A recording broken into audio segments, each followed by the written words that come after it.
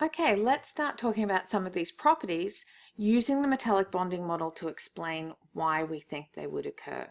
Okay, so remember the properties that we had was that they were malleable, which meant they could be hit with a hammer, or ductile, which means they can be pulled into wires. They were lustrous, which means they reflect light and are shiny. They can conduct electricity in the solid state and the liquid state, and they can also conduct heat really well. They also have very high melting points and boiling points. Okay, so high melting point and high boiling point. So let's have a look at these and see if we can explain them using the model that we talked about with our cations in a three-dimensional array surrounded by delocalized electrons. So let's look at, first up, conducting electricity. So when we look at conducting electricity, we had to talk about how we had moving charged particles. And if you remember, we talked about delocalized electrons in our model.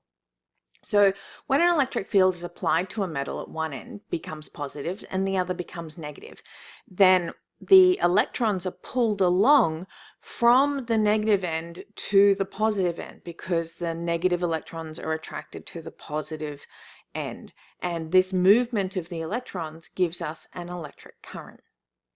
So if we think about this as our piece of metal, okay, this is our piece of metal, remembering it has our cations,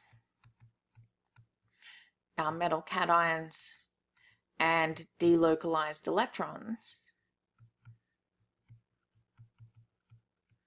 Okay, this will be our positive terminal, this will be our negative terminal. So what happens is all the electrons are forced to move from the negative to the positive end. So our electrons will be moving this way through the wire, and that movement of electrons through the wire creates electricity. So we can explain a metal's ability to conduct in the solid and liquid state by the fact that the delocalized electrons are able to move and carry the current. When we talk about heat, heat is a transfer of energy rather than charge, and when we heat a metal, it causes the particles in the metal to move faster. Because the metals are in our organized three-dimensional array and are tightly tight to each other, this means that we increase the kinetic energy. So as we heat something, all these particles start to move about more and more. Okay, so they start bouncing around more and more and more. As they do, they bump into each other. The electrons are zipping along much faster. They bump into things. And that increase in movement, okay, so that bumping into each other is actually represented in the way we see it as an increase in temperature. So all the energy that is being provided by the flame comes up, causes the particles in the metal to bounce around and hit each other more, transferring that energy along through the piece of metal. Okay, so that way the cations and the electrons bumping into each other conducts the heat, okay, because they're tightly packed in the lattice, they keep bumping into each other as the kinetic energy increases. With lustrous, it's a little bit harder. This one is harder to explain in some sense without an understanding of light a little bit better.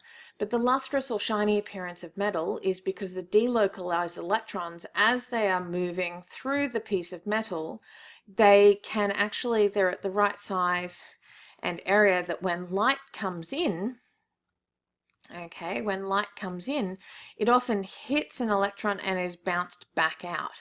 Okay, so this is our light coming in and then being bounced back out. So as the light comes in, it gets bounced away from the surface of the metal back towards our eye, so it makes it look very shiny. Malleability and ductility have the same reasoning. So if you're asked to give two properties on a test and explain them according to the bonding model, I wouldn't do malleability and ductility because their reasoning is the same. Okay, the reason that we see malleable and ductile properties in metals is the same. So I would treat them as sort of one for giving explanations in a test. As the piece of metal is exposed to force, it becomes thinner, okay, but the nature of the bonding doesn't change, which means that the attractive force by the metal ions and the mobile electrons occurs in all directions, okay?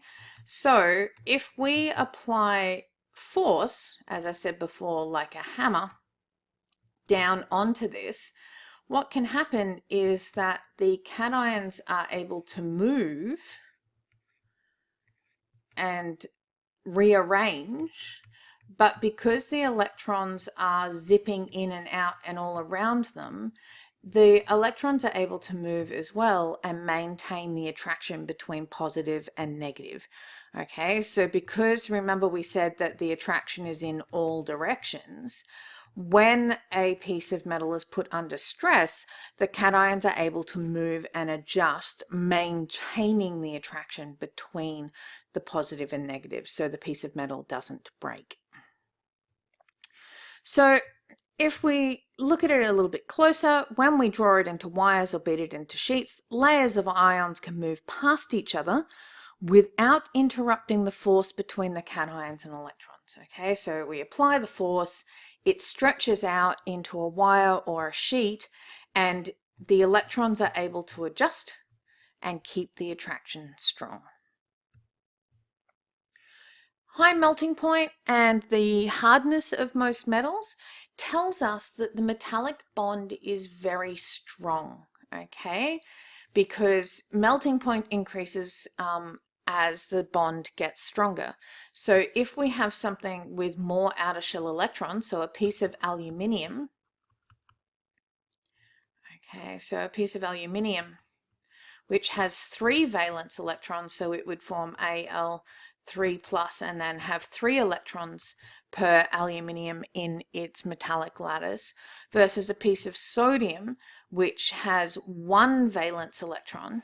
Okay, so it would form Na plus cations with 1 electron in its valence shell per sodium atom. This would be much softer. Okay, it would be less hard and have a lower melting point, because the attraction between this is 3 plus, this is 1 plus, this will have a stronger metallic bond than the sodium. The sodium's metallic bond is only going to have that weak plus 1 electron attraction, whereas the aluminium will have a plus 3 and 3 electrons attraction. Okay, the high density, as I said before, density is a measure of mass per volume. So the closer the atoms can get together, the more we will have in a particular space. Okay, so that means we would have higher density. Okay, because they get really closely packed together, we get a higher density. So there are some limitations of the model. It does explain our strong melting points and boiling points. It does explain conductivity of heat and electricity.